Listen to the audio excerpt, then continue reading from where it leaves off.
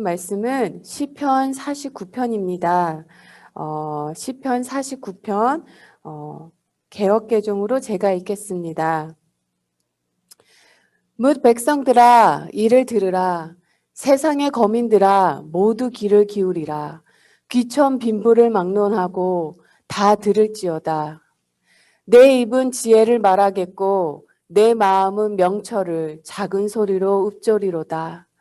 내가 비유에 내 귀를 기울이고 수금으로 나의 오묘한 말을 풀리로다. 죄악이 나를 따라다니며 나를 에워싸는 환난의 날을 내가 어찌 두려워하랴. 자기의 재물을 의지하고 부유함을 자랑하는 자는 아무도 자기의 형제를 구원하지 못하며 그를 위한 속전을 하나님께 바치지도 못할 것은 그들의 생명을 속량하는 값이 너무 엄청나서 영원히 마련하지 못할 것입니다. 그가 영원히 살아서 죽음을 보지 않을 것인가?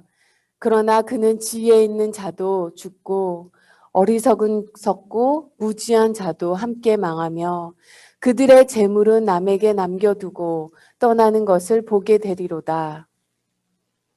그러나 그들의 속에는 그들의 집은 영원히 있고 그들의 거처는 대대에 이르리라 하여 그들의 토지를 자기 이름으로 부르도다. 사람은 존귀하나 장구하지 못하며 멸망하는 짐승 같도다. 이것이 바로 어리석은 자들의 길이며 그들의 말을 기뻐하는 자들의 종말이로다. 그들은 양같이 수월에 두기로 작정되었으니 사망이 그들의 목자일 것이라. 정직한 자들이 아침에 그들을 다스리니 그들의 아름다움은 소멸하고 수월이 그들의 거처가 되리라. 그러나 하나님은 나를 영접하시리니 이러므로 내 영혼을 수월의 권세에서 건져내시로다. 사람이 치부하여 그의 집에 영광이 더할 때에 너는 두려워하지 말지어다. 그가 죽음에 가져가는 것이 없고 그의 영광이 그를 따라 내려가지 못함이로다. 그가 비록 생시에 자기를 축하하며 스스로 좋게 함으로 사람들에게 칭찬을 받을지라도 그들은 그들의 역대 조상들에게로 돌아가리니 영원히 빛을 보지 못하리로다. 존귀하나 깨닫지 못하는 사람은 멸망하는 짐승 같도다.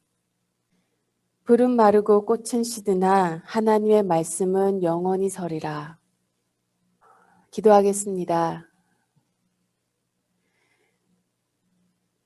하나님, 우리의 눈을 들어 이 땅의 삶, 그 뒤에 영원한 삶, 사람의 관념으로는 이해가 되지가 않습니다. 도대체 영원한 것이 무엇인지, 주님과 영원한 그곳에서 함께 했는 그곳이 인간의 지능으로는 알 수가 없습니다. 하나님, 이 땅의 삶을 그 영원한 삶의 시선으로 볼 수 있는 시간 되게 하여 주옵소서. 이 땅의 삶에 갇혀 있는 우리의 눈을 열어 주옵시고 진리를 보게 하여 주옵시고 정말 소중한 것을 위하여 작은 것을 포기하고 더 큰 것을 얻을 수 있는, 반대로 더 큰 것을 포기하고 작은 것에 매이지 않는 삶 살게 하여 주옵소서. 성령님 인도하여 주옵소서. 아버지 이끌어 주옵소서. 예수님의 이름으로 기도합니다. 아멘. 말씀을 준비하는데 조금 많이 힘들었습니다. 왜냐하면 저 역시도 이 땅의 삶이 영원한 삶보다 눈앞에 있기에 더 급한 게 사실이더라고요. 어떤 중년의 남성분께서 상담을 하셨습니다. 그런데 그분의 말씀이 기억에 남더라고요. 평생 열심히 쌓아왔다고 생각했다고. 꼭 시멘트 벽같이 단단하게 쌓아왔다고 생각을 했는데 지금 보니 시멘트 벽이 아니라 레고 블록 같은 벽을 쌓고 있었다고. 너무 쉽게 무너진다는 거예요. 50이 넘어서 그 말씀을 하시는데요. 많은 걸 생각하게 했습니다. 만일 소 한 마리가요, 그 몸에 금으로 장식하고 꽃을 달고 머리 위에 있는 화관을 쓰고 화려한 화관을 썼더라도요, 그 소가 끌려가는 곳이 도살장이라면 그 소를 부러워할 사람은 없을 거예요.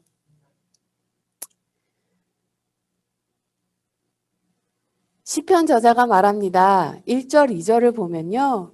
모든 사람들아 자기 말을 들으라는 것입니다. 낮은 자나 높은 자나 부자나 가난한 사람들 다 들으라는 거예요. 그러고요. 불행할 때 두려워할 필요 없다는 것입니다. 돈 좀 있고 힘 있다고, 지위가 높다고 약한 자 무시하고 자신의 재물을 삶의 방패 삼아 사는 사람들로 마음 눌릴 것 없다는 것입니다. 왜냐하면 끝이 다르기 때문이에요. 그리고 우리가 잊지 말아야 될 두 가지가 있다고 합니다. 오늘 시편 49편에서는요. 첫 번째로 우리가 잊지 말아야 될 것은 재물로는, 돈으로는 인생을 죽음에서 건질 수 있는 구속의 문제를 결단코 해결할 수 없다는 것입니다. 사실 돈이 많으면 좋습니다. 가진 거 많으면 좋아요. 힘이 있으면 좋습니다. 사람들이 내 말을 더 경청할 수 있고요. 영향력 있고요. 돈 있으면 아프면 병원에 갈 수 있고요. 병원비 걱정 덜 하게 됩니다. 자녀들 교육시키는 거 걱정 덜 하게 되고요. 노후 걱정도 덜 하게 됩니다. 돈이 해결해 줄 수 있는 게 참 많아요. 은행에 1,000만 원이 있으면요. 1,000만 원만큼의 염려가 사라집니다. 그러나 돈으로 좋은 환경, 좋은 교육, 생명의 연장을 몇 년은 더 할 수 있어도 우리를 죽음에서 구할 수는 없습니다. 죄에서 속량할 수는 없습니다. 우리가요, 정말로 큰 병에 걸려서 병원에 입원했을 때요, 있는 재산 다 털고 빚까지 얻어서 정말로 병을 고쳐서 10년, 5년 더 살려고 합니다. 그런데 영원한 삶을 위해서는 얼마나 우리가 열심히 살아가고 있나요? 7절 말씀을 잠깐 보겠습니다. 성경책이 있으시면 7절 말씀에서요. 아무도 자기 형제를 구원하지 못하며 그를 위한 속전을 하나님께 바치지도 못할 것은 그들의 생명을 속량하는 값이 너무 엄청나서 영원히 마련하지 못할 것이라는 것입니다. 이 말씀이 너무너무 마음에 다가왔어요. 개역개정을 보면요. 아무도 자기 형제를 구원하지 못하며 라고 하고요. 새번역에서는 아무도 자기 형제를 속량하지 못하며 합니다. 사실 구원, 속량 비슷한 말의 뜻이에요. 근데 원어에는요. 굳이 구속하지 못하며, 사실 구속이라는 말은요. 구약의 언어예요. 우리가 성경에서 보면요. 같은 말인데도 어느 때는 구약의 언어를 쓰고요. 신약의 언어를 쓸 때도 있는데요. 여기서 구속이란 말은 구약의 언어에 좀 속해 있는 말인데요. 구속이라는 것은 값을 내고요. 사망에서 구출함을 가리킵니다. 누군가가 돈을 지불하고요. 그 사람을 그 형편에서 구워내는 것을 구속이라고 해요. 우리가 구약에서 이 구속이란 말을 딱 들으면 생각나는 거, 우리 영어로 리디머라 그러죠. 바로 나오미와 룻의 얘기가 딱 떠오를 거예요. 구약에는 하나님께서 율법에 구속 시스템이라는 걸 하나 만드셨어요. 그건 무엇이냐면요. 하나님께서 가난한 자, 아픈 자, 외로운 자가 사람답게 살게 하기 위해서 만든 구속 시스템이라는 게 있습니다. 그것은요, 친척이나 가족 중에 형편이 너무 어려워서요, 이제 돈을 빌립니다. 돈을 빌리는데요, 그 빌린 돈을 갚을 길이 없으면 땅을 팔게 됩니다. 땅을 팔았는데도 그 빚을 갚지 못하면요, 자기 자녀나 또는 자기를요, 그 빚을 진 사람에게 종으로 팝니다. 이게 완전히 종이 되는 게 아니고요, 계약직으로 보시면 돼요. 빌린 돛의 그 빚에 따라 몇 년씩 내가 당신의 종이 되겠습니다. 맨파워를 공급하여 빚을 갚겠습니다라는 의미로 그렇게 그 집의 종이 됩니다. 문제는 빚이 너무 커버리면요, 평생 종이 돼버리는 거죠. 그렇게 되면요, 친척 중에 가장 가까운 사람이나 가족이요, 자기의 재산을 다 털어서 그 사람을 어려운 상황에서 구해줄 수가 있습니다. 대신 돈을 지불하고요, 그 형제의 땅을 회복시켜주고 그 형제의 잃어버린 지위를 다 회복시켜주는 거예요. 그 땅을 내가 갖는 게 아니고요, 그 땅을 나의 가까운 형제의 그 본 재산을 다 돌려주는 것이고요. 지위도, 사회적 지위도 모든 것을 회복시켜 주는 것입니다. 돈이 그것을 할 수 있어요. 돈으로는요, 잃어버린 땅, 잃어버린 지위, 가족 관계 해결해 줄 수 있지만요, 돈으로 사망으로 인해, 죄로 인해 사망의 권세에 팔려간 죄의 종살이하는 것은 돈으로 구속할 수 없다는 것을 지금 여기서 말하는 거예요. 생명을 속량하는 값이 너무나 엄청나서 영원히 마련하지 못할 것이라는 것입니다. 죄의 종살이하는 사람은요, 아무리 평생을 돈을 모은 돈이라도 구속할 수 없다는 거예요. 아무리 부모가 돈이 많아도요, 자녀의 죗값을 대신 치러줄 수 없다는 것입니다. 사람이 할 수 없다는 거예요. 사람의 능력의 밖이라는 것입니다. 오직 하나님께서 예수님의 십자가의 죽음과 부활로, 예수님의 보혈로 죄의 종살이 하는 것을 구속할 수 있다는 의미예요. 죄의 종살이에서 사망의 권세에서 벗어날 수 있는 것은 유일한 길은요, 하나님께서 공급하신다는 것입니다. 두 번째는요, 부가, 재물이 미래의 운명을 정하지 않는다는 것입니다. 이스라엘 사람들은요, 많은 재물, 곧 부가요, 하나님의 축복을 상징한다고 생각했어요. 많이 가진 사람은 하나님의 축복하시기 때문에 라고 생각을 했고요. 가난한 것은 상대적으로 하나님께서 축복하지 않기 때문에, 뭔가 하나님께 죄를 지었기 때문에, 하나님께서 함께하지 않기 때문에 가난한 거라고 생각을 했습니다. 그러니까 11절을 보면요, 부자들이요, 이렇게 생각을 한다고 합니다. 그들은 스스로 복을 받았다고 여기며 사람들의 칭송도 받는 자라고 해도 그의 결국은 무덤일 뿐이라는 것입니다.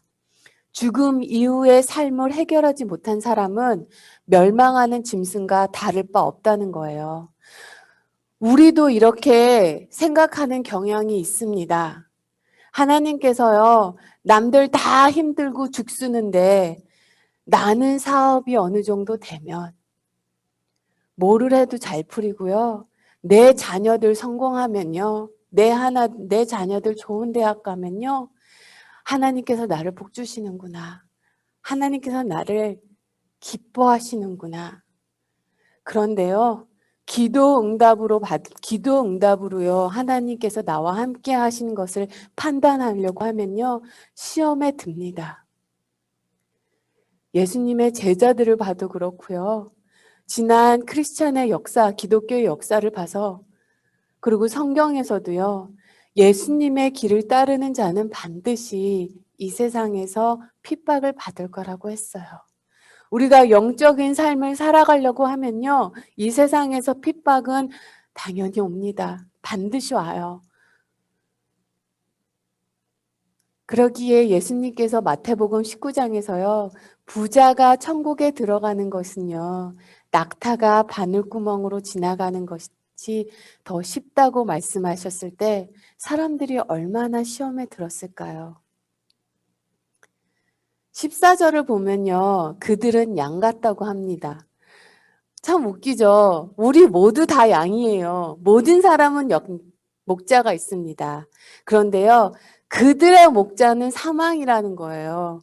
우리의 목자는 선한 목자 되시는데요. 그들의 목자는 사망이라는 것입니다. 14절을 보면요.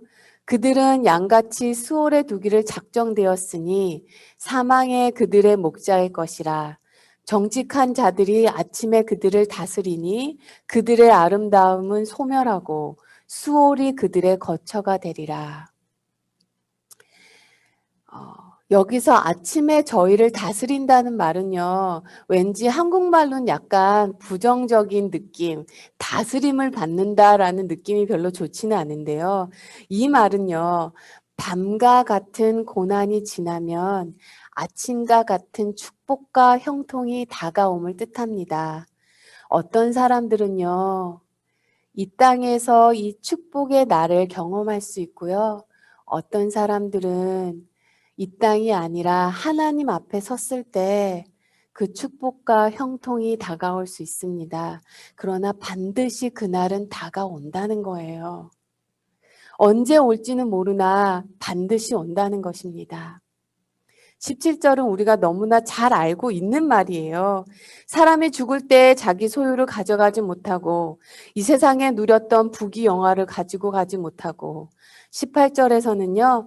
이 땅의 사람들이 자기를 지켜주고 손 들어주어도 마지막에서 하나님께서 지켜주지 않으시고 손 들어주지 않으신다는 것입니다. 제가 30대의 삶을 우리가 그 부록의 40대라고 하죠. 부록의 40대. 요즘 젊은 사람들은 왜 부록의 40대라고 하냐고 하니까 40이 되면요. 아무 것에서도 혹하지 않는 나이라 그러더라고요. 누가 뭐라고 말을 해도 그런가? 하고 팔랑귀가 아니래요. 이제는 훅 하고 넘어가지 않는 나이가 40이라고 하더라고요. 그런데 제가 지난날에 30대를 돌이켜보면요. 참 어리석었던 것 같아요. 30대는요, 왠지 남이 아직 가지고 있지 않는데 나는 가지고 있으면 나는 인생을 좀 잘 사는 것 같고요. 내 능력 인정받은 것 같고요. 잘 살고 있는 그런 축도로 여겼던 것 같아요. 남들 아직 직장만 못했는데요. 30대에 직장만을 하면요. 왠지 나는 성공한 것 같고요. 나는 남들은 아직 자리 잡지 못했는데 나는 어느 정도 좋은 직장에서 이렇게 일하다 보면 나는 자리를 잡은 것 같고 남들이 못하는 차 30대에 타면요. 왠지 나는 성공한 것 같고 남들은 아직 들어가지 못한 이 골프의 세계에 나는 들어가 있으면 왠지 남들보다 더 앞서가 있는 것 같고 삶의 성공의 가르는 척도를요. 소유물이 많고 적음에 판단했던 것이 30대였던 것 같아요. 그래서 그렇게 열심히 살았던 것 같습니다. 그런데 가만히 생각을 해보면요. 오늘 17절, 18절 말씀은요. 우리가 굉장히 많은 부를 축적을 하고요. 많은 것을 다른 사람보다 누리고 살았고요. 높은 자리에 올라갔다고 하더라도요. 남들보다 조금 더 일찍 자리 잡고 조금 더 일찍 안정되고 했다고 하더라도요. 마지막 때에 하나님께서 우리를 보시고 고개를 저으면 성공한 인생일까요? 그런데 사람의 눈으로는 보잘것없는 삶을 사는 것 같아 보여도요. 비록 사람들에게는 천대받아도요. 저 나이 40에 이제까지 뭐하고 살았는지 그렇게 천대를 받아도요. 생명을 전하는 일과 생명을 살리는 일에 최선을 다했다면 나의 삶을 통해서 하나님께서 많은 사람들을 찾아가시는데 내 삶의 도구가 되었다면 내가 하나님께 도구로 쓰여졌다면 내 삶이 누군가의 기도 응답이 되었다면 어느 삶이 더 좋은 삶일까요? 당연히 후자죠. 우리가 이것을 다 알아요. 후자가 결국은 더 좋은 삶인 것을 압니다. 관념적으로 알아요. 그런데요, 곰곰이 생각을 해보면 우리는 지금 넉넉한 게 좋잖아요. 사람이 그렇더라고요. 이 마음을 좀 깨워주는 책이 하나 있었습니다.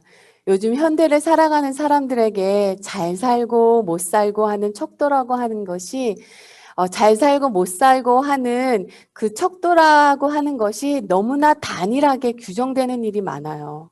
내가 무엇을 소유하고 있는지, 그것이 재물이든 힘이든 능력이든 마치 그것들이 나의 존재감을 나타내는 것처럼 살아가고 있죠.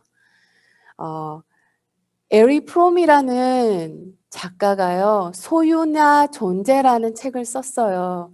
참 좋은 책입니다. 근데 이분이 쓴 책이 기억나는 게 딱 두 개가 있어요. 하나는요, 우리가요, 이 세계가 산업화된 후에 우리가 너무 내가 가진 것에 대해서 가진 것으로 인하여 나의 존재를 찾으려고 한다는 거예요. 소유하는 것으로 나를 정한다고 합니다. 얼마나 소유하는 게 좋냐면요, 전에는요, 우리가 이렇게 얘기를 했대요. 우리가 영어로 우리는 나 머리가 너무 아파.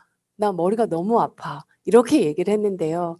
미국 사람들, 웨스턴 사람들은 어떻게 얘기하나요? 나 머리가 아파라고 얘기하지 않아요. I have headache이라고 얘기해요. 나는 두통이 있어. 나 두통이 있어. 나 치통이 있어. 소유에 물들어서요. 이젠 고통마저 자기 것으로 만든다고 합니다. 근데 그분이 이런 말씀이 하세요. 이 시대는 내가 무엇을 가지고 있는지가 나의 존재를 말하는 시대에서 우리가 살고 있다고 합니다. 그런데요, 그러나 존재란 소유에서 나오는 것이 아니라는 것입니다. 그러면서 예를 하나 들어주시는데요. 파란색 컵이 하나가 있습니다. 근데 그 파란색 컵이요, 파란 빛이 나는 것이 우리가 과학 시간에 배웠죠. 파란색 컵이 파란색이 되는 것은요. 그 파란 빛의 파장을 흡수하지 않고 내보내기 때문이라는 거 우리가 과학 시간에 다 배웠죠. 물체가 파란색으로 보이는 것은요. 그 물체가 파란색을 파장을 흡수하지 않고 반사시키기 때문이라고 합니다. 흘러보내기 때문에. 그러면서 하시는 말씀이요. 이와 같이 존재는 내가 무엇을 가지고 있느냐가 달려있는 게 아니라 내가 무엇을 흘려보내느냐에 달려있다는 거예요. 소유는 갖는 것이고 존재는 주는 것이라는 것입니다.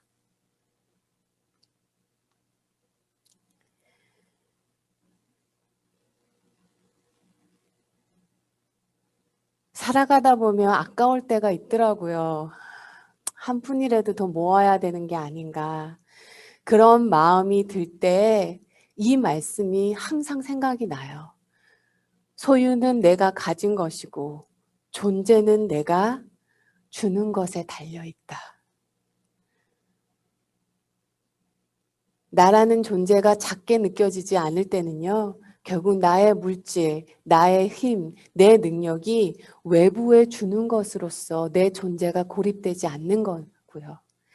존 파이퍼 목사님이 쓰신 좋은 책이 하나 있죠. 시간을 낭비하지 마라. 제가 청년들에도 읽으라고 밖에 몇 권 갖다 놨는데요. 그 존 파이퍼 목사님께서 시간을 낭비하지라는 말에 그 책에 이런 말씀을 하셨어요. 이거는 청년 집회에서도 하신 말씀인데요. 80세가 넘은 간호사 루비 엘리어스는요, 평생 독신으로 살며 가난하고 병든 사람들에게 예수를 그리스도를 전하는 한 가지 일을 했다고 합니다.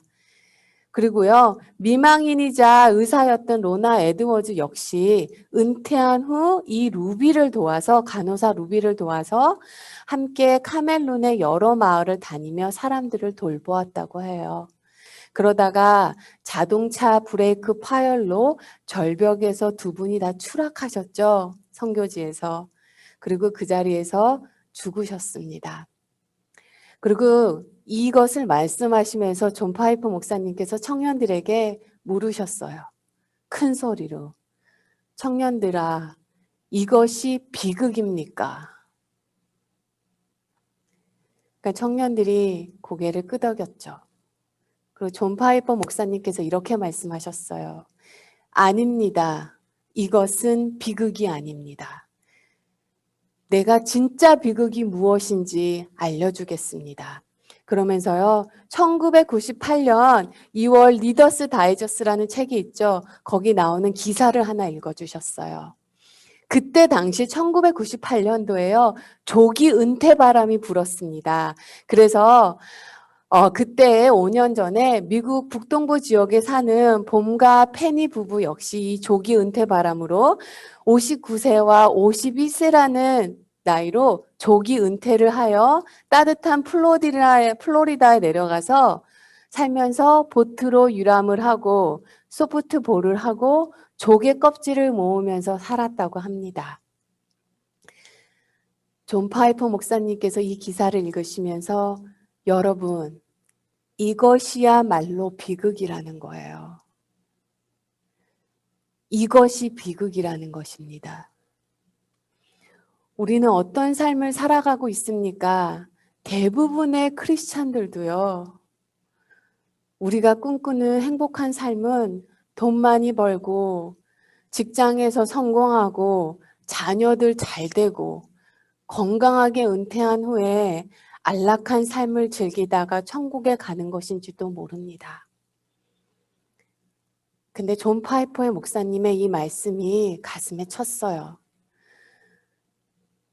좋은 차, 좋은 집, 좋은 가족, 좋은 직장, 즐거운 은퇴, 조개 껍질 모으다가 전능하신 하나님 앞에 서게 되는 것이 어떻게 행복할 수 있냐고.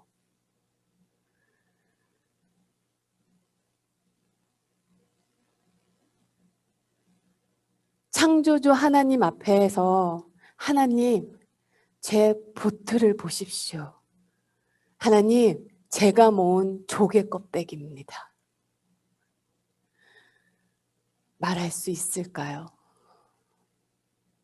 이것이야말로 비극이라는 거예요. 우리는 예수님의 십자가로 지옥에 가지 않고 천국에 갈 자로 구원받았습니다.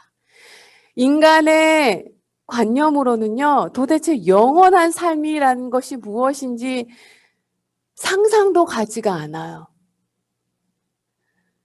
그런데 죄의 종으로 노릇하던 우리가 구원받았는데도요, 여전히 세상 욕망, 육신의 욕심을 따라 죽을 때까지 살다가 창조주 앞에서 가서 하나님, 제가 모은 조개 껍데기입니다. 그때를 한번 생각해 보았습니다. 정신이 번쩍 들더라고요. 우리는 십자가 은혜로 구원받았습니다.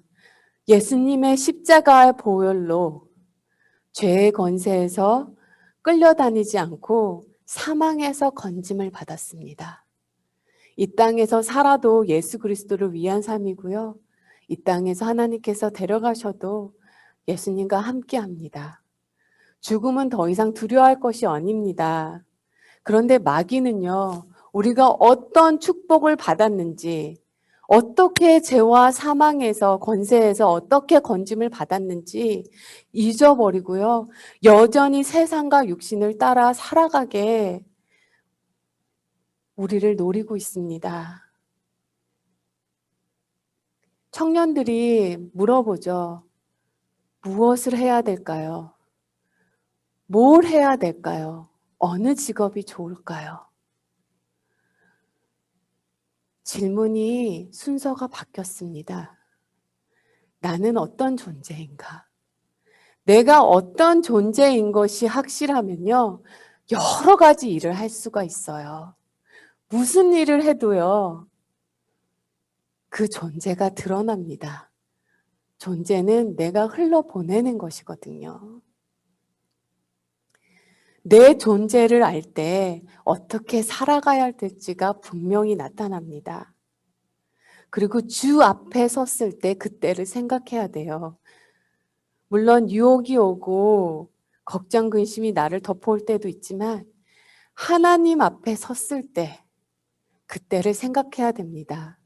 처음에 설교 제목을요, 끝에 행복한 사람이라고 졌는데요.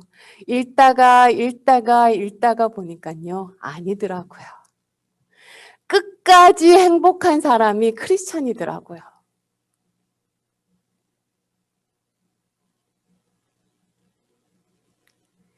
사랑하는 성도 여러분, 저를 포함해서요, 우리 한 분 한 분이 정말로 예수 제일 잘 믿는 저와 성도님 되기 원합니다. 청년들에게도요, 저도 아이들에게 정말로 네가 예수 잘 믿는 사람 되기 소망한다. 결혼할 때도요, 예수 잘 믿는 사람 되자.